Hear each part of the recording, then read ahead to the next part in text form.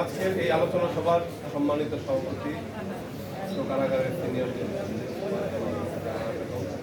আরো উপস্থিত আছেন, প্রধান অতিথি হিসাবে উপস্থিত আছেন মাদক দ্রব্য নিয়ন্ত্রণ অধিদপ্তরের পরিচালক মহোদয় অতিথি হিসাবে আরো উপস্থিত আছেন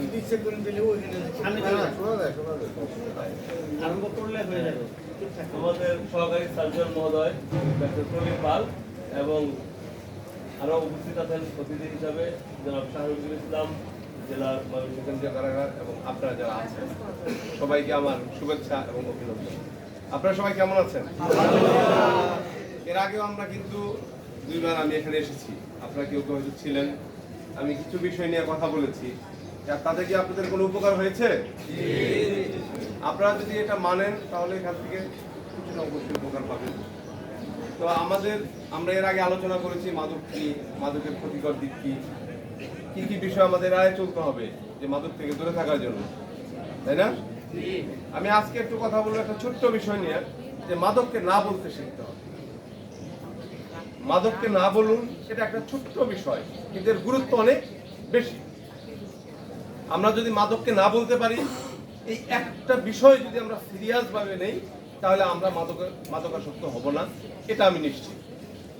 কিন্তু আমরা কিভাবে না বলবো, এই বিষয়টা আপনাদের কারো ধারণা আছে? আমরা সবাই বলে মাদককে না বলুন, কিন্তু কোথায়, কখন, কিভাবে না বলুন?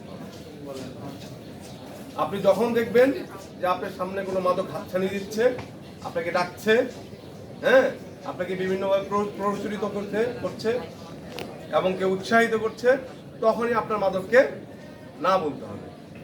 কিভাবে এটা আপনাকে প্ররোচিত করবে? আপনি যখন দেখবেন আপনার কোনো বন্ধু সে সিগারেট খাচ্ছে, সিগারেট কিন্তু মাদকের মধ্যে পড়ে না, আমি এটাতে উদাহরণ শুরু করছি। আমরা কি করি, একটা বন্ধু আসলেই অনেকে মনে করি পকেট থেকে একটা সিগারেট বের করে তাকে দেই। কেন দেয়? এটা আতিথেয়তা হিসাবে। এটাও এক ধরনের ক্ষতিকর একটা তামা।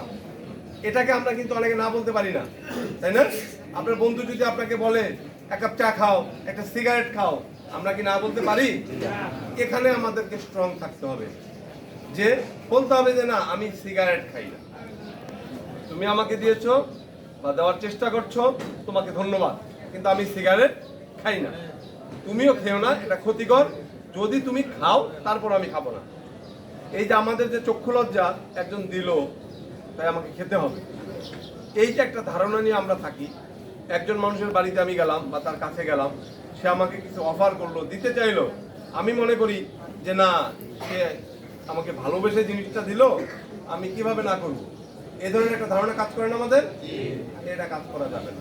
ঠিক একইভাবে যখন আপনার কোনো বন্ধুর সাথে দেখা হবে, সে যদি গাঁজা খায়, তাহলে আপনাকে কিন্তু অফার করবে, বন্ধু নাও এক টান খাও, আপনাকে বলবে যে না, তোমার টাকা লাগবে না, তোমার কিছুই লাগবে না, আমি কিনে নিয়ে আসছি, তুমি খাও। তখন আপনাদের কি বলবেন? না। তখনই আপনাকে বলতে হবে যে না, আমি গাঁজা খাই না, কারণ গাঁজা এর ক্ষতিকর দিক আছে, তুমিও খাও না। এরপর যদি সে গাঁজা না খায়, আপনাকে যদি খেতে জোর করে, আপনি সেখান থেকে চলে আসবেন। সে যদি না মানে, তার সাথে আপনি বন্ধুত্ব নষ্ট করে দিবেন, যে তোমার মতো বন্ধু আমার প্রয়োজন নাই। কখন আপনাকে মাদক হাতছানি দিবে, এই বিষয়গুলো আপনাকে খেয়াল করতে হবে। অনেকের আছে বিশেষ ওকেশনে, যেমন 31st নাইট অথবা বছরের প্রথম দিন, অনেকে বন্ধু বান্ধব বলবে যে আজকে চলো একটা দিন একটু আমরা আনন্দ করি। কি করবা?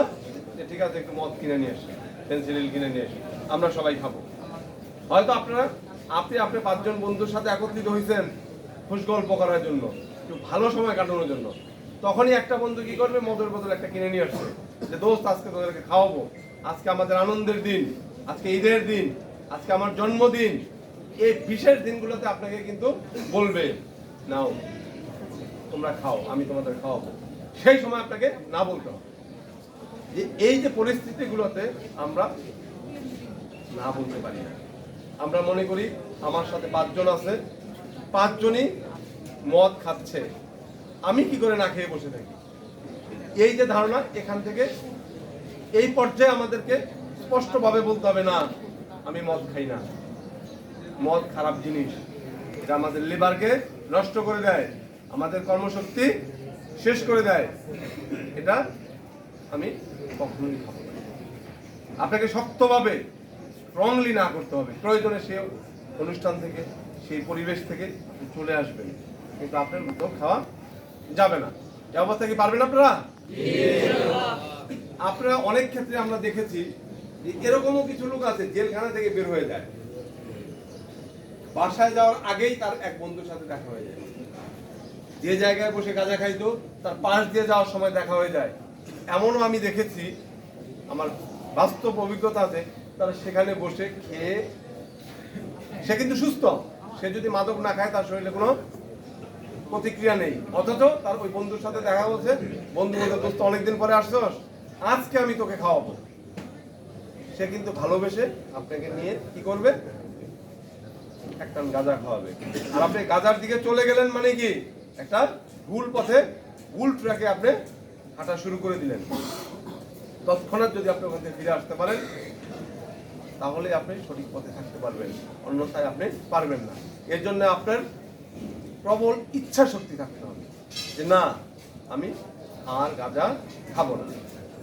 এরকম বিভিন্ন পরিস্থিতিতেই মাঝে মাঝে আপনার মনে হবে যে এই পৃথিবীতে আমার কত সমস্যা, আমার কিস্তির টাকা বাকি, আমার বাচ্চার টাকা বাকি, আমার এই ঝামেলা সেই ঝামেলা, একটা হতাশা চলে আসবে। সেই পরিস্থিতিতে মাদক আপনাকে হাতছানি দেবে। যখন আপনি বিভিন্ন সমস্যা ফেস করবেন, সমস্যাকে আপনি ফেস করতে চাইবেন না, আপনি মনে করবেন না আমি মদ খাইলে তো আমার কোনো কিছু থাকে না, আমার কোনো প্রবলেম নাই। এই প্রবলেমগুলোতে আপনাকে কি করতে হবে, প্রবলেমের সাথে ফেস করতে হবে, আপনার সমস্যার সমাধানের জন্য চেষ্টা করতে হবে। যদি আপনি মনে করেন যে না আমি মদ খেয়ে মাতাল হয়ে পড়ে থাকলাম, আমার সমস্যার কোনো কিছু আমি বুঝতে পারলাম না, এটা ভুল। এক পর্যায়ে মদ আপনাকে নিয়ন্ত্রণে নিয়ে নিবে, প্রতিদিন মদ খাইতে হবে। আপনি কি করবেন, আপনি মূল্যবান জীবনটাকে আপনি হারাবেন এক সময়। সুতরাং এই পরিস্থিতিগুলোতে আমাদের কি করতে হবে, মাদককে না বলতে হবে। তাহলে মাদককে না বলার যে গুরুত্বপূর্ণ সময়গুলো, সেই সময়গুলো হচ্ছে, কেউ আপনাকে মাদক অফার করলে, কেউ আপনাকে যে কোনো পরিস্থিতিতে আপনাকে বিভিন্নভাবে অফার করবে। যখন অফার করবে আপনি যদি না খান, আপনাকে বিভিন্ন ইনসাল্টও করবে। আরে কিরে তুই কি পুরুষ মানুষ না, তুই এই নেশা খাইলা, তোর কি সমস্যা হবে, এই ধরনের কিন্তু বিভিন্ন নেতিবাচক কথাবার্তা বলবে। আমি সিগারেট খাই না, আমার অনেক বন্ধুরা আমাকে সিগারেট খাওয়ার জন্য সাথে, আমি যখন না খাই তখন ওরা হাসে, যে বলে আরে তুমি তো মানুষই না, জীবনে কি এনজয় করো, কি উপভোগ করো, জীবন তো একটাই, আমরা উপভোগ করি। আসলে এটা না, আমার যদি শরীর সুস্থ না থাকে তাহলে জীবনের কোনো কিছুই আমি উপভোগ করতে পারবো না। শরীর যদি সুস্থ না থাকে আপনার কোনো কিছুই ভালো লাগবে না। যতবার নেশা করবেন, নেশার মধ্যে ডুবে থাকবেন, আস্তে আস্তে আপনি শেষ হয়ে যাবেন। এই জীবন উপভোগ করার জন্য অনেক কিছু আছে, দেখার জিনিস আছে, অনেক ঘোরার জিনিস আছে। তাহলে আপনারা কি আমার সাথে একমত যে আপনারা পারবেন? তা আমি বেশি কথা বলবো না, আমি আপনাদেরকে আজকের মূল আলোচনাটাই হচ্ছে আমার মাদককে না বলা। ছোট্ট একটা জিনিস কিন্তু গুরুত্ব ব্যাপক। এই জিনিসটা যদি কেউ মেনে চলে, সে জীবনে নেশার কাছেও যাবে না, সিগারেটের কাছেও যাবে না। আপনারা অনেকেই সিগারেট খান, কিন্তু সিগারেট দিয়েই কিন্তু নেশাটা প্রথমে শুরু হয়। আজকে সিগারেট খায়, এই সিগারেটের মধ্যে দেখা যাচ্ছে গাঁজা ভরে ভরে, গাঁজাটা কিন্তু প্রবল নেশা চলে আসবে। এরপর আস্তে আস্তে অন্য নেশার দিকে চলে যাবে। আপনাদের সামনে এখনই যে কোনো অকেশনে হোক, কোনো অকেশনে আমাদের এমন হয়ে গেছে যে আমরা ঈদের দিনেও মদ খাই, পূজার দিনেও মদ খাই। হিন্দু খ্রিস্টানদের দেখা যাচ্ছে বড়দিনেও তারা মদ খাচ্ছে, আবার ওই বছরের প্রথম দিন নববর্ষের দিনেও মদ খাচ্ছে। এই যে অকেশনগুলোতে মানুষের মধ্যে যে একটা ভ্রান্ত ধারণা আছে যে আমি আজকের দিনটা এভাবে উপভোগ করব, এই একদিন তারা শুরু করলো মানেই বন্ধুদের থেকে আস্তে আস্তে তারা এই যে একটা খারাপ ট্র্যাকে যে চলে গেল, তার জীবনটা কিন্তু ঝুঁকির মধ্যে চলে গেল।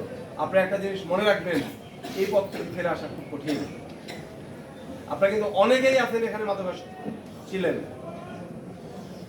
এমন অবস্থা হয় যে মানুষকে বেঁধে রাখা যায় না, সে বাড়িঘর ভেঙে, আমি এমন অবস্থায় একজনকে দেখছি যে একজনকে আটকায় রাখছে ঘরে, আমাদেরকে ফোন দিতে বাড়ি থেকে যে নিয়ে জেলখানায় দিয়ে দিতে পারতেছে না, সে কি করেছে জানালা ভেঙে বের হয়ে চলে গেছে নেশা করার জন্য। সুতরাং এখান থেকে বের হয়ে আসা কঠিন, কিন্তু অসম্ভব কিছু নয়।